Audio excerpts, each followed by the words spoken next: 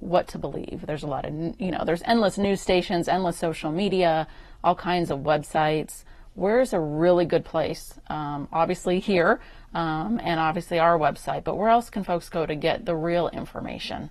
So it's important to not try to get your information on any scientific matter through social media websites, because they're very difficult to arbitrate and they're not peer reviewed. So anybody can post or publish anything that they want.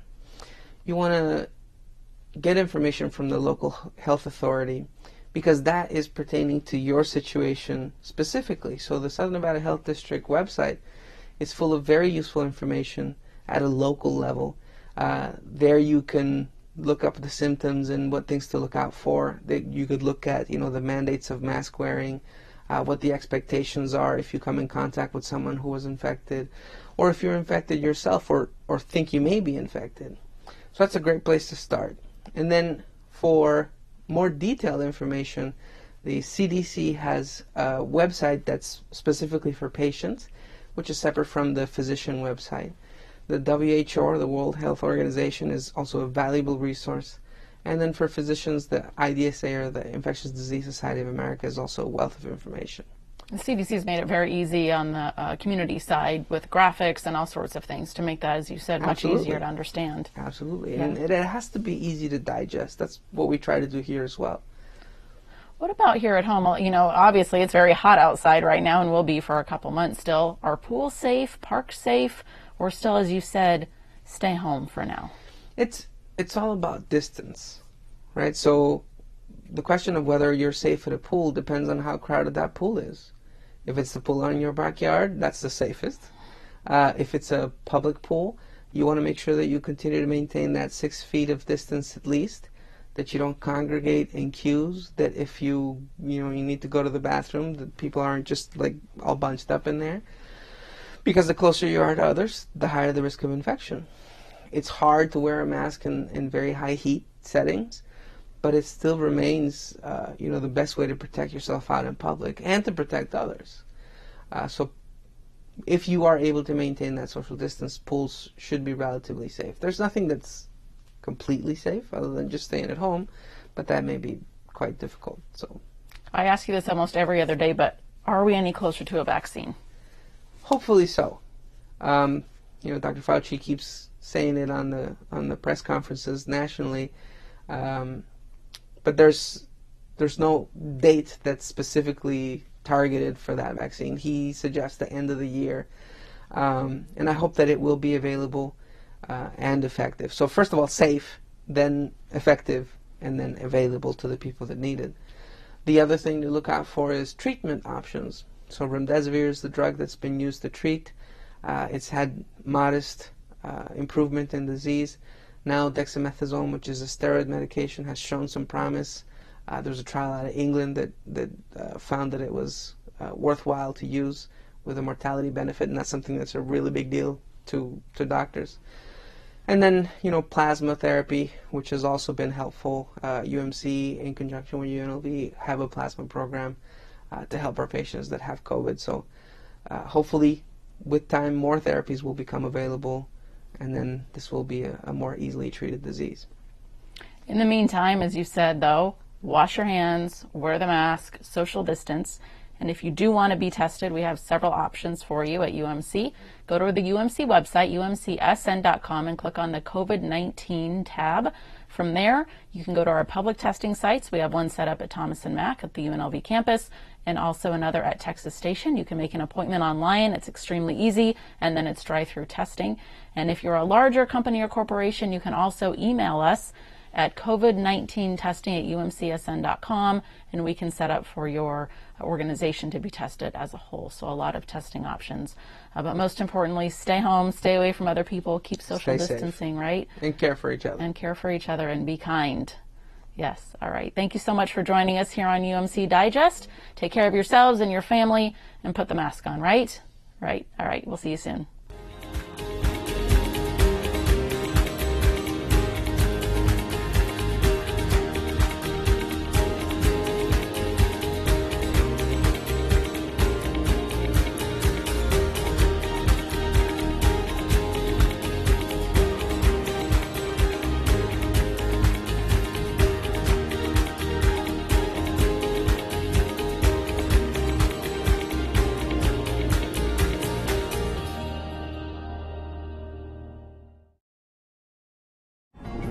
You're watching Clark County Television.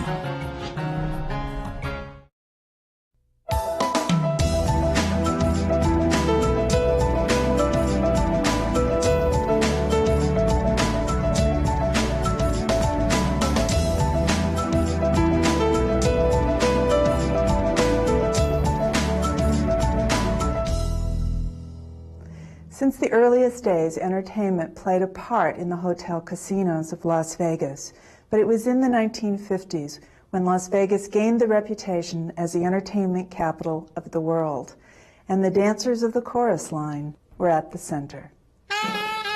The bomb was not the only thing to explode in 1950s Las Vegas. Showroom and lounge entertainment became the hot attraction that brought customers to the casinos over and over again. Hundreds of women danced their way to Las Vegas as members of chorus lines. Las Vegas developed its own spatial style of shows, but it built on the nightclub productions in New York, Chicago, or Los Angeles. In fact, successful dance companies like the Morrow Landis Dancers or the June Taylor Dancers had a number of troupes in clubs around the country and added Las Vegas to their circuit. Eventually, casino showrooms developed their own identities. The Sands had the Copa Girls, based on Jack and Trotta's Copacabana Club in New York, and the Sahara Hotel and Casino created the Saharam Dancers. Early strip properties like the El Rancho Vegas and the Hotel Last Frontier emphasized a Western style done with modern elegance and convenience. Cowgirls and glamour girls promoted that theme at the property and its advertising around the world. Many of the women who came to dance in Las Vegas were hired in other cities. Los Angeles was a frequent audition spot, but dancers came from across the country and from overseas. Dancing for a touring company gave many young women a chance to work in their chosen field and led to lifetime careers for some of them. The explosion of showroom entertainment of the 1950s and 1960s occurred during the last decades of racial segregation in the United States. Black or Latino performers might appear as an act in the showroom, but not within an integrated cast. At the same time that notable entertainers worked to end the segregation, others found a chance to work in the racially separate venues that slowly became integrated in the 1960s. Nudity became a greater focus of showrooms by the late 1950s. Minsky's had partial nudity in its burlesque shows, but the Lido de Paris at the Stardust and the Folies Bergère at the Tropicana introduced a new style and a new icon, the Las Vegas Showgirl. The post-war Playboy era welcomed gladly the nude and the semi-nude showgirls and dancers. The size and spectacle of these newer productions marked a distinct shift that changed showroom entertainment for decades. Of course, female performers did more than dance and appear in burlesque shows. The era's greatest entertainers, such as Sophie Tucker, Lena Horne, and Debbie Reynolds, brought new forms of music from the artistic and urban metropolis to the casino lounges and the showrooms. Las Vegas' own creation, the Lounge Act, highlighted internationally known groups like the Mary Kay Trio, Keely Smith and Louis Prima, the McGuire Sisters, and the Kim Sisters. They may not have created their music in Las Vegas, but it was the place for everyone to come and see them perform.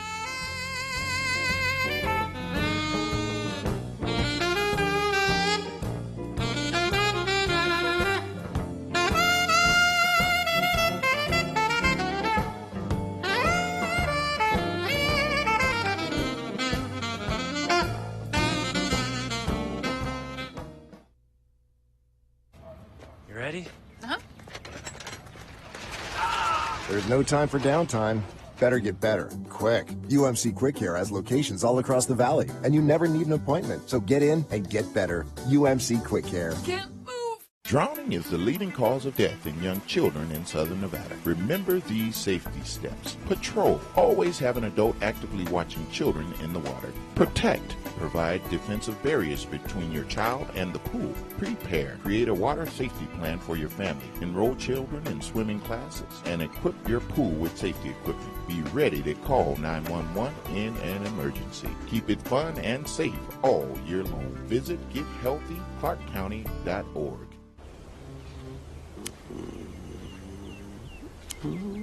There's no time for downtime. Better get better, quick. UMC Quick Care has locations all across the valley, and you never need an appointment. So get in and get better. UMC Quick Care. Thanks for watching Clark County Television, the best access to your local government. Coming up next on Clark County Chronicles, COVID-19 testing is free, easily accessible, and available at multiple sites in Clark County. 3 new economic grant programs are available, displaying Clark County's unwavering obligation to the small business community. And the Clark County Shooting Complex welcomes back visitors who take aim and fire. Those stories and more coming up next on Clark County Chronicles.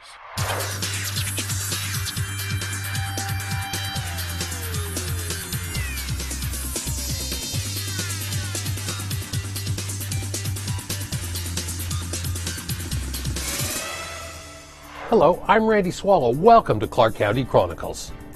Clark County's master plan is just that, a policy document that guides future development and day-to-day decision-making.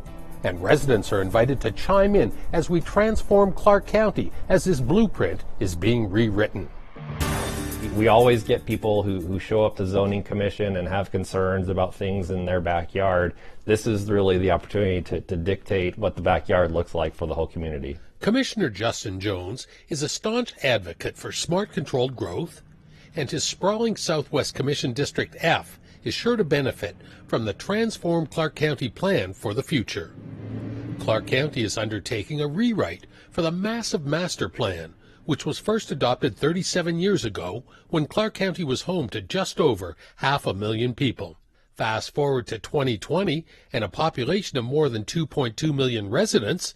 Now is the time to start a comprehensive strategy for building a blueprint for the next 20 to 30 years. And Clark County commissioners want public input. Really, this is the opportunity for everybody in our community to get involved in what is going to look like. We are a vibrant community, a growing community, and we want to make sure that we have the community's input as to what we want this community to look like. The master plan is the go-to policy that Clark County uses to guide future growth and day-to-day decision-making.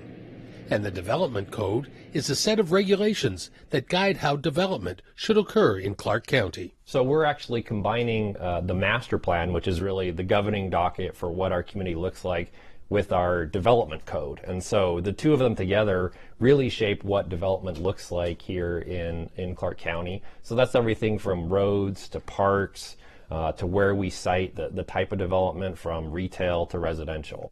An example for smart growth might be in the Southwest in the burgeoning tech corridor in Commissioner Jones' District F, including the massive Switch campus and the Harry Reid Research Technology Park. The Commissioner envisions suitable transportation corridors and nearby housing available for employees as this area strives to attract new businesses. Residents are encouraged to visit transformclarkcounty.com for more information on this project. While there, you'll find this link. Fill out a vision and values questionnaire to have your voice heard.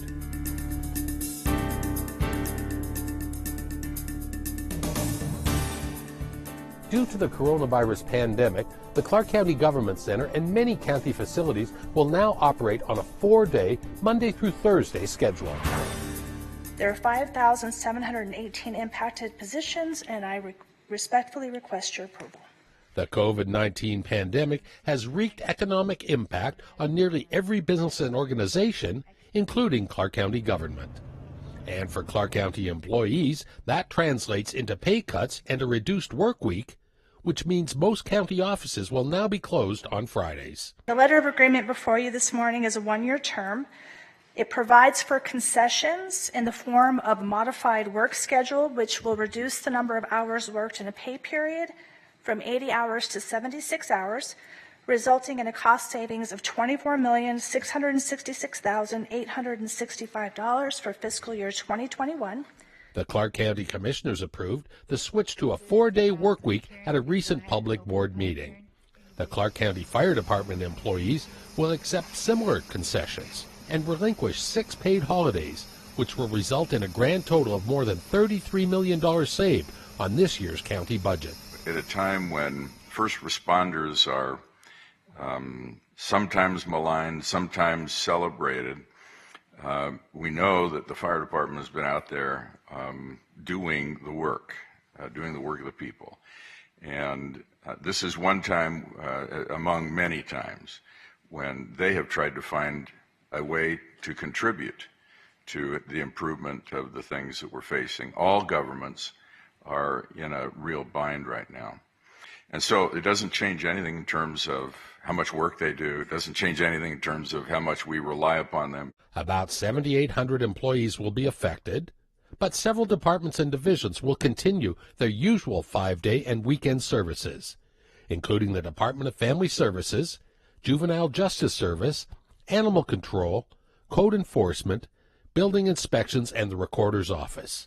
Of course, the public will continue to be served at ClarkCountyNV.gov with so many functions, applications, permits, and plans available online anytime.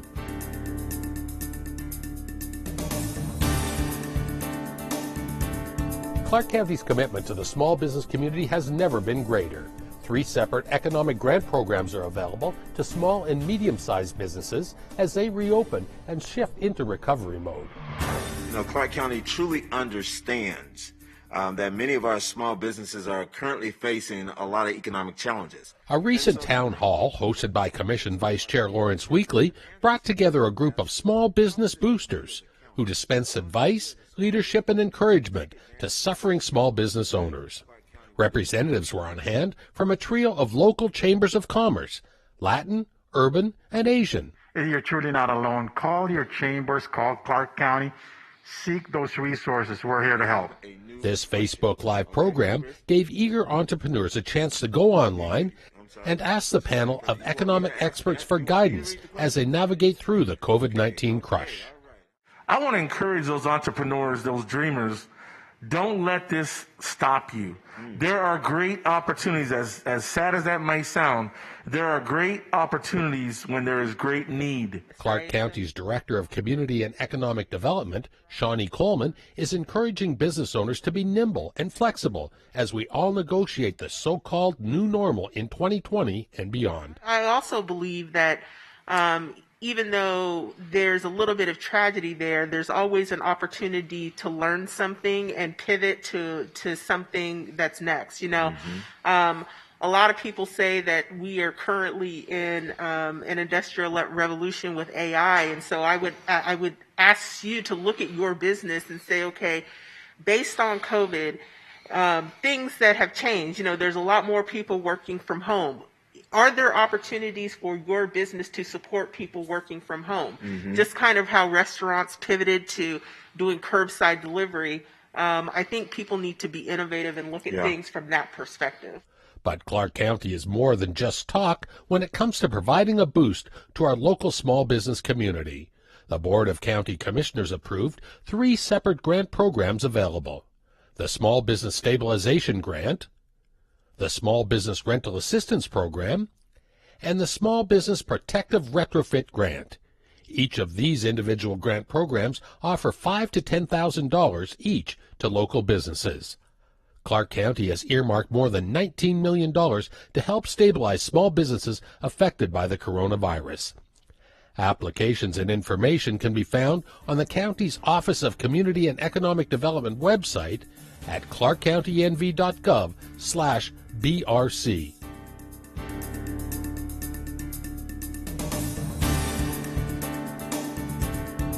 Nevada's only 5-star outdoor shooting park is back in business. The Clark County Shooting Complex is the best place in the valley for firing and now for hiring. That's right, if you've ever wanted to work out here, this place, they're looking for part-time and volunteer employees. I like it, but I'm still nervous. still nervous. Yeah, because they are trained well, so they're safe. Platoons of marksmen and women turned out early and were happy to be taking aim and back on the firing line on the reopening day at the Clark County Shooting Complex. We were set to open up at 7 a.m. this morning, and we had our gates open up at 6:25. Our customer service centers opened up at 6:30, and that way we were able to get everybody on the line by 7. Shooting Complex big shot Steve Carmichael was fired up to bring back the popular facility to the public with the CDC-approved COVID-related safety improvements for employees and customers. The sport is generally a solitary experience and lends itself to proper social distancing protocols. You can see how far apart everything is, and everybody out here is very safe anyway, and no, I don't see any changes besides these things. And nearly every man, woman, and alien was wearing suitable face protective equipment. We already put up the acrylic panels that are at our centers to protect our patrons and staffs inside.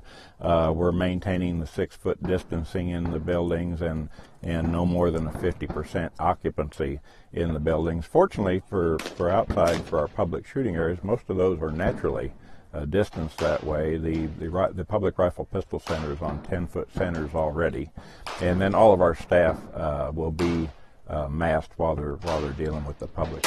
The majority of shooters bring their own firearms to the complex, but rental weapons are available, and staff take sanitation precautions very seriously.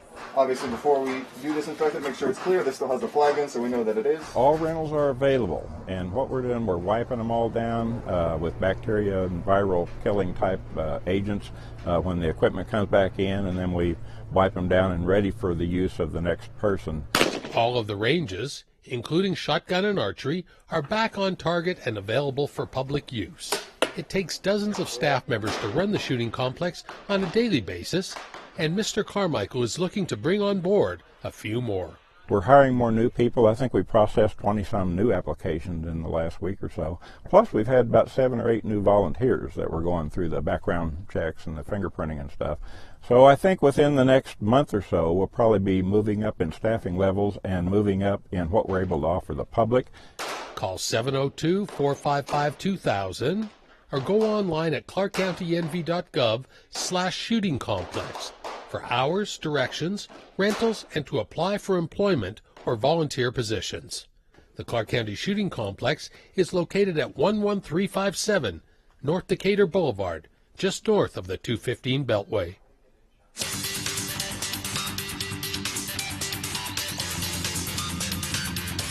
The Clark County Water Reclamation District is comprised of 2,200 miles of pipelines and 23 pumping stations that deliver wastewater from area homes and businesses to 6 treatment facilities, including this one, the Flamingo Water Resource Center. Marty, thanks so much for having us out here. The largest wastewater agency in Nevada since 1956, 260,000 customers. Tell me all about the Clean Water team. Randy, we refer to ourselves as the hidden utility. And for the simple reason that when you talk to a customer and you say, you know, you flick a light switch, the light bulb comes on, you can see the electricity you're paying for. Turn the knob, the gas comes on for your stove. You can see the natural gas. Turn the tap, clean drinking water comes out. Everyone can see what they're paying for with those utilities. But with us, our service begins when the water goes down the drain or the person flushes a toilet, and we become out of sight and out of mind. Tell me about this water here. Where has this water come from? Where's it going? So sometime yesterday, this was dirty water. It was going down the drain. It was in the kitchen sink. It was being washed down the shower drain, or was being flushed down the toilet.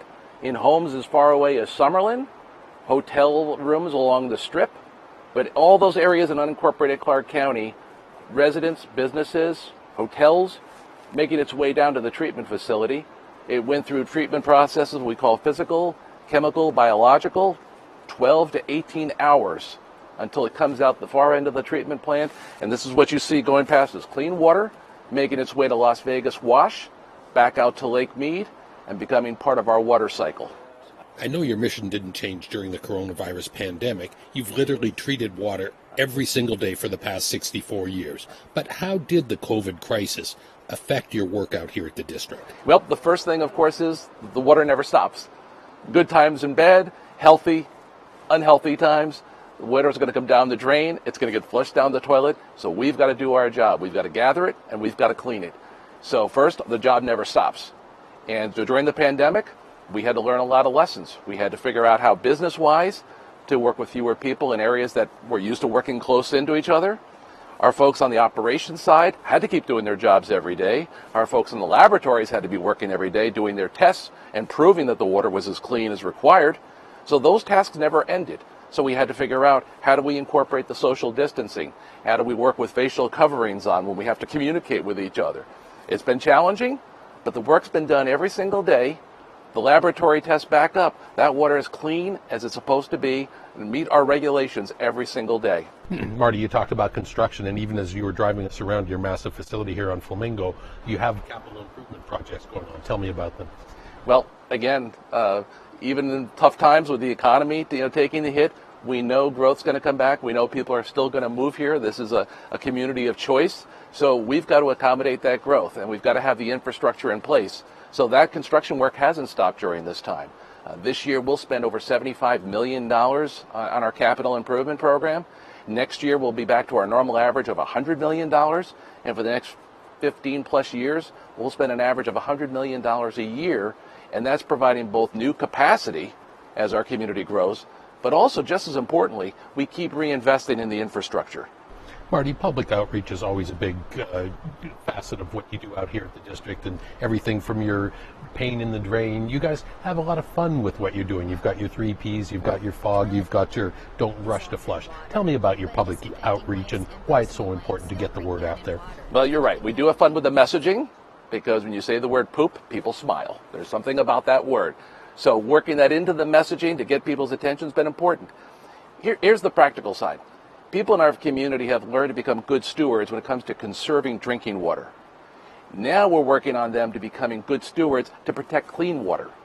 And so it's understanding what's the proper way to dispose of household waste, whether it's scraps in the kitchen, being thrown in the trash and not down the garbage disposal, taking unused or expired pharmaceutical medicines, or lastly, and this is what we're really emphasizing right now, is don't rush to flush. Only flush 3 Ps, and I'll just say clearly, the 3rd P is toilet paper. I'm assuming you and everyone watching knows what the other 2 Ps are standing for. But that's the message, because nothing else belongs in the wastewater system. If people are using these wonderful products, these personal wipes, or what we've seen really during the pandemic is people using more and more of the wipes, the disinfecting wipes on counter surfaces, anything to keep their home clean, those need to be thrown in the trash. They're not intended to go down into the wastewater system. And this is where the big challenge comes in. In the last few years in the personal care product industry, we've had this incredible growth of what's called flushable wipes. The industry manufactures a great product. They're soft, they're durable, they do the job, but they're not intended to be flushed into a wastewater system. They don't break down the way toilet paper does. They end up causing clogs in people's plumbing at their homes. They end up causing clogs in the street in the pipelines, or they end up damaging equipment in the treatment processes at stations and plants. And not just here. This is not just a Las Vegas community problem. This is a nationwide and now even international problem as the use of these products have grown exponentially. They're a great product. We're not going to take an issue with that, but they've got to be thrown in the trash, not flushed. How could you show that? If only you had some water, perhaps, it would show something. Oh, I'm so glad you asked. We call these our famous jars. We take these wherever we go because this is the best way we get to get people's attention. This is a jar with little wisps of toilet paper. That's all that's left in there. And in a matter of minutes, when we put the toilet paper squares in that jar, they broke down just as they're designed to do. And so they don't cause a problem. They'll float along in the stream in the pipes, and they'll be removed at the treatment plant with no problem whatsoever. They do their job they're designed to do and don't cause any other issues. But this is where it gets more complicated. You see at the bottom of this jar? That's a flushable wipe. This is a flushable wipe. And if you were to look closely, I don't know how good a shot you can get on the camera, it doesn't look like it's broken down at all. It's a very well-made, durable product. But we put it in this jar a couple of years ago. A couple of years ago? Yes. I was to say 2. My colleague thinks it's 3. This is a great product. It's going to do the job really well on any surface you wipe, but it's not going to break down in the wastewater stream. This is going to be a problem. It could be a problem in someone's home and clog their plumbing. It could be a problem in the streets and we could have raw sewage on the ground. Or it could end up in a treatment plant or a lift station clogging expensive equipment and machinery that could result in a really expensive repair. So where would that be in the process here? Where could that end up if it makes it, say, this far down to the street? If it makes it all the way to the treatment plant, it's going to get trapped at the front end. And if it doesn't get trapped properly in what we call a bar screen, then it has the potential to get into machinery, pumping, or motors, and there it can cause clogs and it's going to break equipment down. Marty, lastly, I know there was a proposed rate hike that was supposed to be passed on to, I believe, your residential and your business customers. What did you guys decide to do with that? Well, going back 2 years ago, we're looking ahead to our capital improvement program, and we had a Citizens Advisory Committee review our rate structure, review our capital and our operational programs, and they came back with a recommendation for the Board of Trustees to have a series of rate hikes over the next 10 years strictly to fund the capital program. And so that rate structure was implemented in 2019, and on July 1 of 2020, we would have had a slight increase to both the sewer service fee that all customers pay and the connection fee, which is strictly the one-time charge that the construction industry pays. But our board, which is the county commissioners, and the role as the trustees, looking at the economic situation of our community, looking at our capital improvement program, felt the right thing to do was hold off that rate structure increase for 6 months, reassess it in the fall. Again, we'll get input from our Citizens Advisory Committee and reassess it and determine whether we can go forward on January or take some other action. All right. Well, terrific information. It's always a pleasure talking to you, Marty. Thank you so much. Great to have you here. Enjoy the view of that clean water.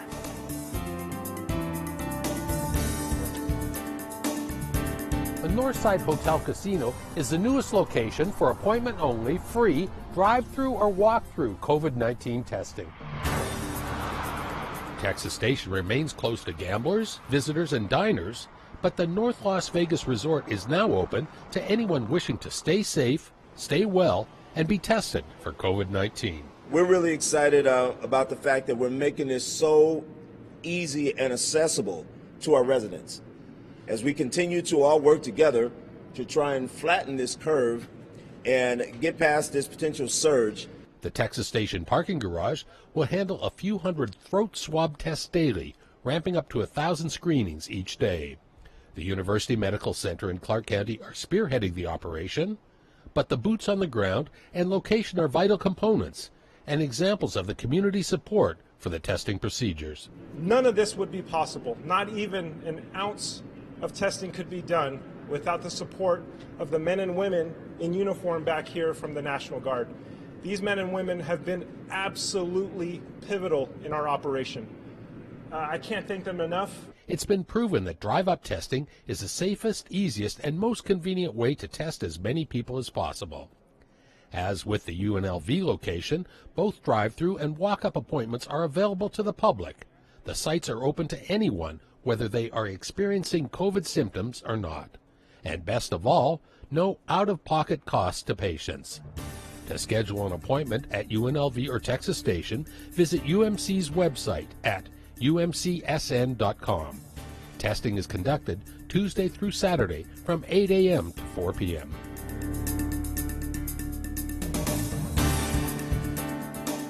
Now that Nevada is back in a Phase 2 recovery mode, medical experts recommend it's more vital than ever for you and your family to get back into your personal health routines. The coronavirus pandemic made us all spend a lot more time thinking about our personal health and the health and wellness of loved ones and friends than usual. But our medical experts want to remind us all to go back to a regularly planned medical routine, including checking in with your doctor. As we ask our citizens to start taking care of their diabetes, their heart disease, a lot of their mental health issues, I am sure a lot of us are wondering, what has changed now?